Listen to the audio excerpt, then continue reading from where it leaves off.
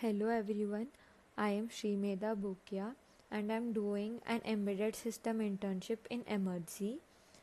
This internship gave me an opportunity to learn more about embedded systems and also helped me in implementing a project uh, on microcontroller based washing machine simulation using picsimlab.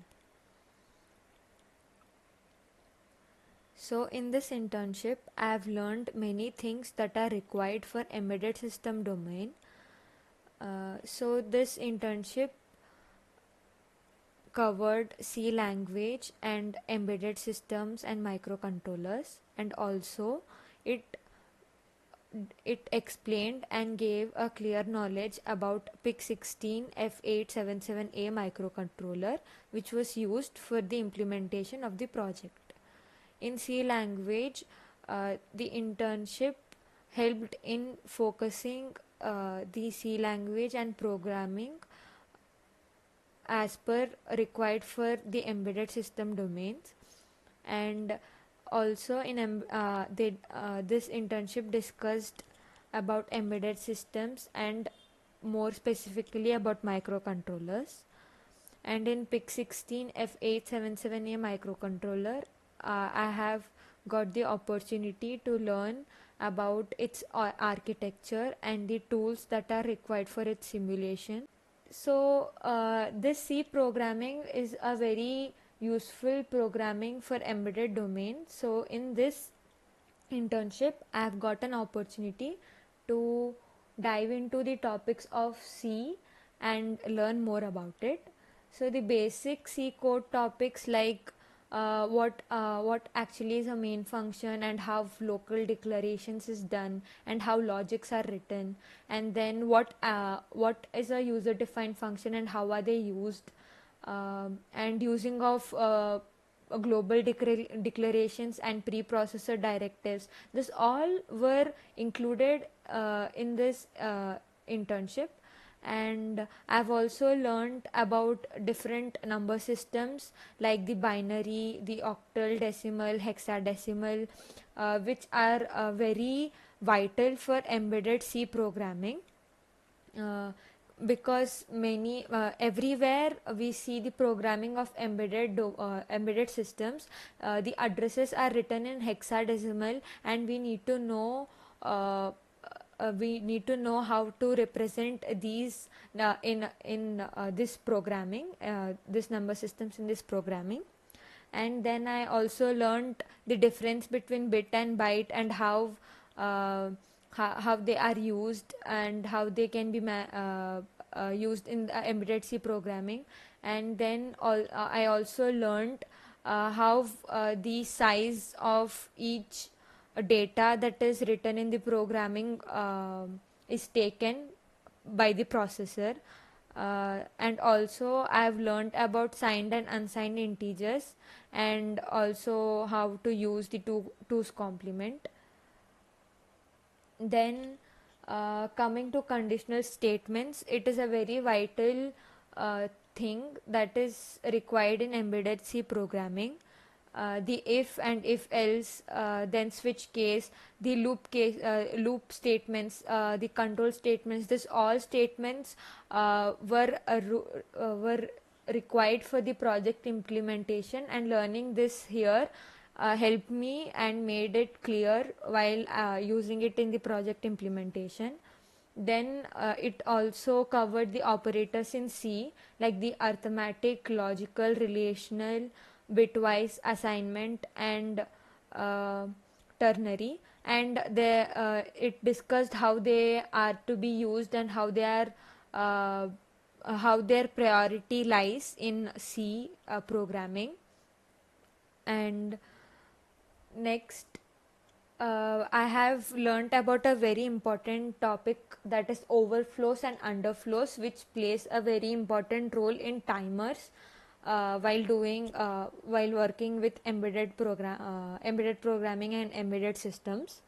And then I have also got a small picture about the arrays of C programming. Uh, Then macros also is a very important thing I have learned in C programming, and this macros topic has been used in the implementation of the project, so I could see how the macros actually worked in C programming. So macros are nothing but preprocessor directives that I have mentioned before, in C code topics. And then I have learnt about pointers and functions. Uh, Pointers are basically used for storing memory address. The star is used for accessing the value that is stored in that address, and is for getting the address. And also I got an idea about null pointers and how they are used for safety. And coming to byte ordering in memory, I have learned how the byte is ordered and which byte goes where when there is a multi-byte data given. Then coming to functions, basically are used for reducing size of the program and to have a ease in the code, and the code that is written can be reused anywhere easily. So there are different types in functions, like pass by value, where original data is unaffected, then pass by reference, where the original data is modified, and also there are types where it returns arrays by using static or dynamic memory, and there are also recursive functions. So now coming to embedded systems, what actually is an embedded system? Embedded system is a combination of hardware and software system that involves in doing a specific task. This means that this system has even the hardware and also the software part of system together, and these together work and complete a specific task. Like for example, there is a program that I have written for doing a specific task. I take this program and upload it to this hardware, and this hardware takes in the software, that is the program, and then according to the program it runs and completes the specific task. So in this embedded systems there are different categories. In this categories, the embedded systems are divided as standalone, real-time, networked and mobile. So coming to standalone embedded systems, it is a type of embedded system which can run independently without depending on any external device or system or any operating system. Then coming to real-time embedded systems, it is a type of embedded system where it is time specific, that is it completes tasks in given deadline. And in this real time embedded systems there are three different types, that is the hard real time, then comes the soft real time, and then firm real time.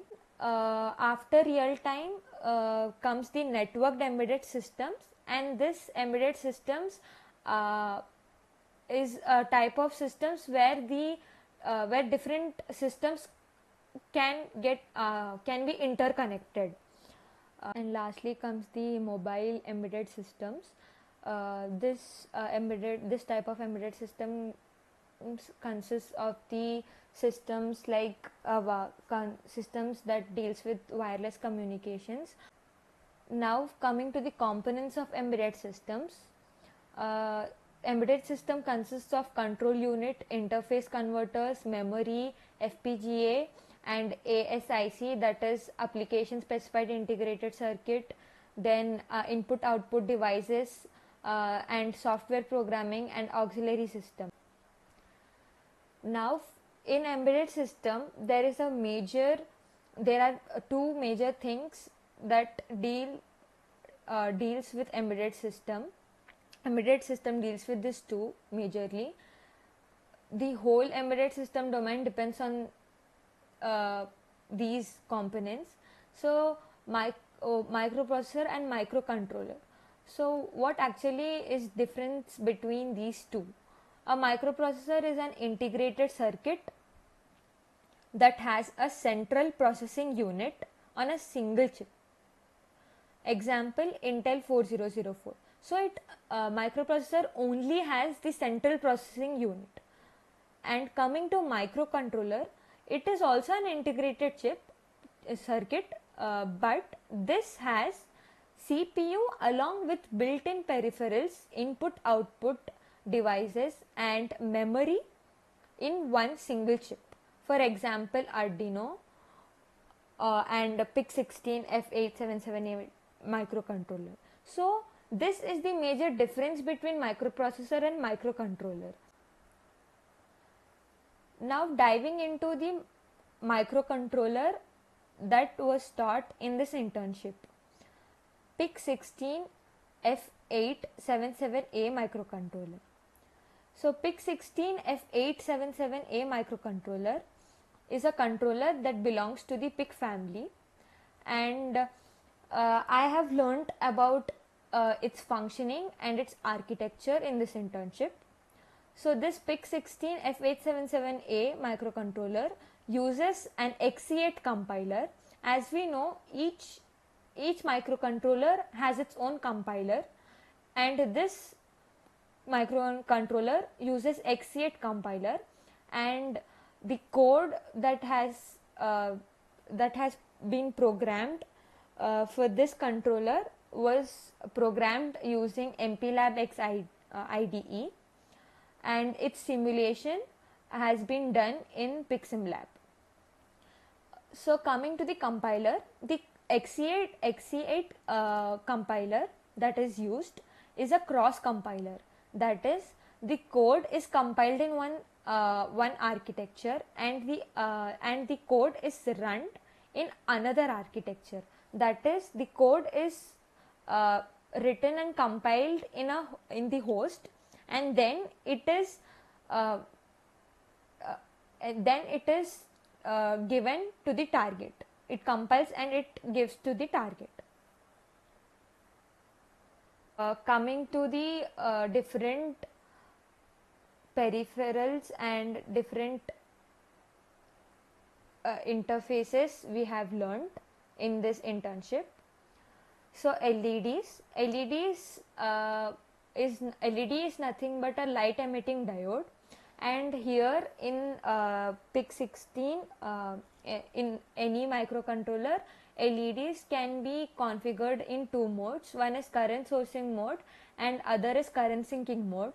So current sourcing mode is where the anode of the LED is connected to the microcontroller pin and the cathode to the ground.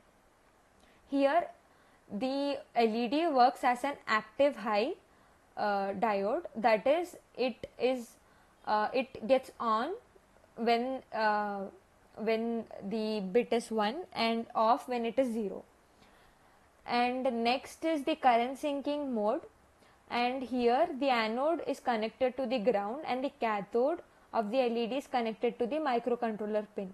And here the LED works as the active low, that is, 0 means on and 1 means off. In PIC16 F877A, LEDs are connected to two ports, that is port B and port D.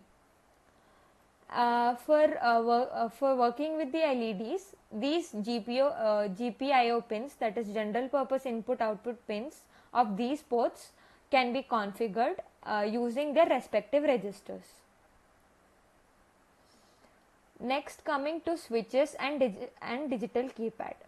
Here switches and digital keypad can be used by configuring their general purpose input output pins, and these pins can be configured in two types, that is pull up interface and pull down interface. Pull up interface is where when the switch is pressed, that is when switch is pressed in pull-up interference, the value becomes 0, that is 0 volts, and when it is open, it is in 5 volts. But in pull down interface, it is quite opposite, that is when it is open it is 0, and when it is pressed it is 1.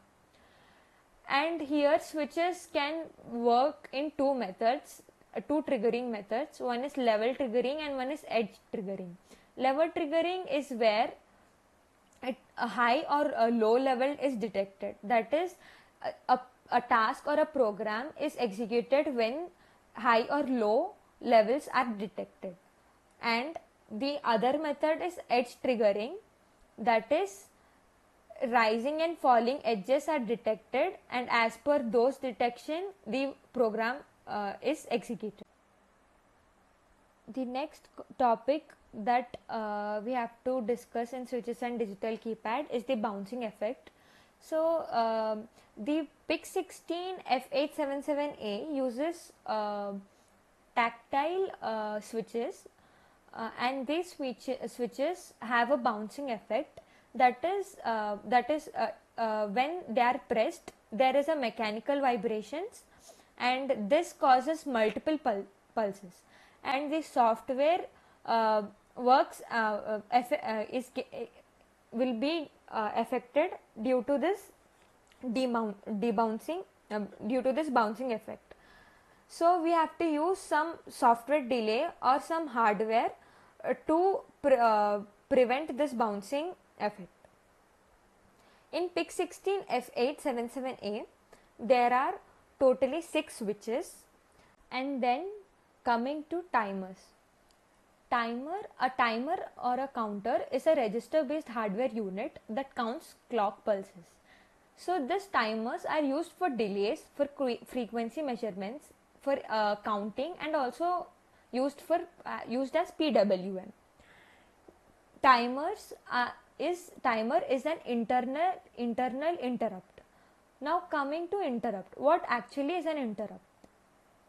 An interrupt is communication process set up in a microcontroller or microprocessor, where there is an external or internal peripheral that requests the microprocessor to stop whatever it is processing right now, and then asks it to do a job that the interrupt wants it to do. So this is acknowledged by the microprocessor, and it accepts its request, and then it executes whatever the interrupt is requesting for, and then it goes back to the processing wherever it was interrupted. So in PIC16 F877A, as mentioned, there are 3 timers, but for our project implementation or in general, timer 2 is easy to configure. So we are learning more about timer 2 here. Data regarding timer 2 is mentioned in data sheet, and as per the data given there, we can configure timer 2. So the main bits that are required, configurable bits that are required for timer 2 are GIE, that is the global interrupt enable bit. That is this GIE is used for enabling all the global interrupts, and next is the PEIE, that is the peripheral interrupt enable bit. This enables all the peripherals. Next coming to TMR2IF, that is the flag bit that is used in ISR function. As I have mentioned, flag bit is given for every peripheral, so that the function ISR function can segregate or differentiate the interrupts that are generated. Then comes the TMR2IE. This enables the timer 2, and TMR2 on is the timer that ons. It is the bit that ons the timer. Now coming to the CLCD. CLCD is also known as character liquid crystal display, and it is an output peripheral. It has 16 interfacing lines, and these lines are connected to the microcontroller. CLCD only displays ASCII values and a few special characters too. These 16 interfacing lines have 16 pins and each pin has its own function. Now coming to the buzzer and fan. Buzzer and fan are connected to port C, and this buzzer buzzer C is connected to RC1, whereas fan is connected to RC2. So coming to the project washing machine, this project simulates a washing machine using picsimlab. As I mentioned, picsimlab is the tool that is used for simulating the microcontroller and recreating its key functions in a virtual setup. So as we don't have any real microcontroller, that is hardware of microcontroller, it can be simulated in a virtual setup. So here we can see that each status, like each function, has been subjected to different switches. Let's dive into the project implementation, where we programmed the washing machine and simulated it in picsimlab. So as you can see on the screen, the MPLab X IDE tool has been opened. So in this tool, using this tool, we basically write the program required for our project, and then we load this code into our microcontroller for testing the project. So as you can see here in the projects section, we can see our washing machine project mentioned. So when you open this washing machine project, you can see different sections, and in the header files there are the header files required. In the header file section there are header files required for the washing machine project, and then coming to the source file, it has all the .c files required for the washing machine project. So as you can see, all the .c files like the CLCD, digital keypad, then ISR, the interrupt file, then the timer.c and the main.c of the washing machine project, everything are included in the source file project. As you can see, you can use this option to build the main project, else you can also use the option adjacent to it. Here you can click on clean and build main project. This helps in clearing the previous loaded files, .x files in from the picsimlab, and then you can upload the present file and run it with an ease. Clean and build project, it cleans and then builds the project, the file successfully. Then you can open the picsimlab tool, and here you can see there is a file option. When you click on file option, there is an option called load hex. This load hex can be used when you are uploading the project for the first time. So when you click on load hex, it takes you to the folder where the .x file is present. The recently built projects .x file is present. It takes to that path to that folder, and you can select it, and then it gets loaded into the microcontroller. So now you can see our washing machine project has been loaded. The .x file has been loaded here. So it says press key 5 to power on washing machine. So I have configured each switches from 0 to 5, like I have taken RB0 as switch 0, then RB1 as switch 1. So these switches will be configured from 0 to 5. So I am clicking here RB5, that is switch 5. You can see the washing machine is powering on, and now we have direct been directed to another screen which says washing program. And in this washing program screen, you can see the uh, different types of functions you want to load for the washing machine. Like, you can choose from daily, heavy, delicates, and so on. For choosing and scrolling down the options, you can just click RB4, that is switch 4, for once. So it scrolls down. So you can see there are totally 12 functions here. So I have mentioned all the 12 functions here. So while clicking it for once, if I click the switch 4 for once, it's scrolling down. If I want to select that function, select the option on which the star is pointing, then I have to long press the switch 4. When I long press the switch 4, you can see I have been directed to the next screen, and this screen says about water level. I can choose like the amount of water I need. Is it low or auto or medium? I can choose among them. Similar to the last time, you can just click on switch 4 to scroll down, and to select the option you have to just long press. So I am long pressing on auto.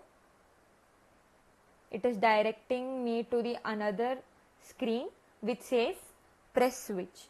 So now I have to press switch 4, SW4, to start the program, to start the washing machine, and switch 5 to stop. So when I click on switch 5, that is stop, it has to direct me back to the first screen, that is the washing program screen. So let me just click on switch 5 and check what happens. So when I click on switch 5, it is taking me back to the first screen, that is washing program screen. And now let us also check what will happen if we click on switch 4. Let me choose daily itself here, then choose low, and now if I click on switch 4, it should take me to the next screen, that is the washing machine should start running. So I am clicking on switch 4, and you can see the washing machine has started. The timer is ticking here, and you can see the fan also running. And switch 4 and switch 5 have mentioned their functions. If you click on switch 4, it will start, and switch 5 it will pause. And as timer is ticking, you can see the function changed from wash to rinse. So each function, wash, rinse, and spin, have been given its own time limit. So now if I click on switch 5, it has been paused, and if I click on switch 4, it should start again. So it started, and the buzzer also beeped, and we got a message saying program complete, remove clothes, and then we have been directed back to the first screen, that is washing program screen. So this is how the washing machine program runs. We have built the washing machine program and simulated it successfully. I have seen the project has been implemented successfully, and the simulation also ran well. So this picsimlab based washing machine simulation has provided a lot of knowledge about embedded systems to me. I also want to thank Emertxe for providing me a very good opportunity for enhancing my knowledge in embedded systems.